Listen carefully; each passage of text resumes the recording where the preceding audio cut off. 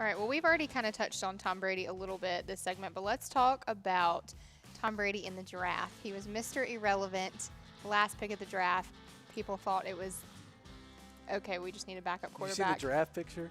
Oh, Yeah, it's awful. bless his heart. Yeah. But, okay, so now he is Tom Brady, possibly the GOAT of football. He is the greatest of all time. Yes. So who do you think in the field right now, current active driver, is Mr. Irrelevant, maybe given a little bit more training, a little better equipment, could be the GOAT of NASCAR?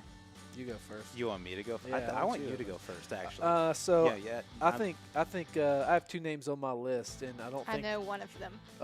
Ross Chastain. I don't think anybody is surprised by I know what two of them. what he did. So I think Chastain is one of those guys. But even more so, I think that'll make people scratch their heads. I think Chris Buescher. Oh, not who I thought you were going to Wow. go with. Chris Buescher and what he was able to do in Roush's Xfinity stuff, I thought was phenomenal. Mhm. I think what he's been able to do in the JTG stuff has been phenomenal. I think he outperforms his equipment every single week. And if He ran really well at Richmond. if he got a shot, I feel, in top-notch equipment like that, I think he would be hell to deal with on the racetrack. All right. Yeah. Good old Texas boy.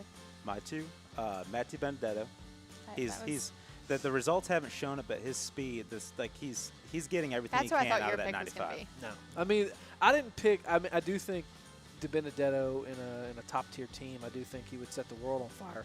But for me, it just didn't have like, you know, if he's on a draft board and you're looking at him, you're like, oh yeah, of course, he's a solid race car Yeah, driver.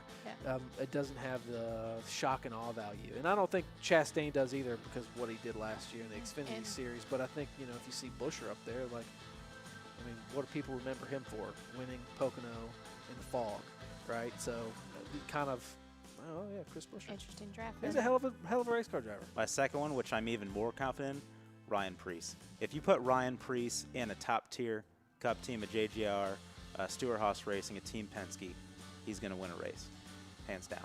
He's I agree that with both talented. those. Both of those don't shock me though. I was hoping for something more juicy. Who would you do? Who'd you pick?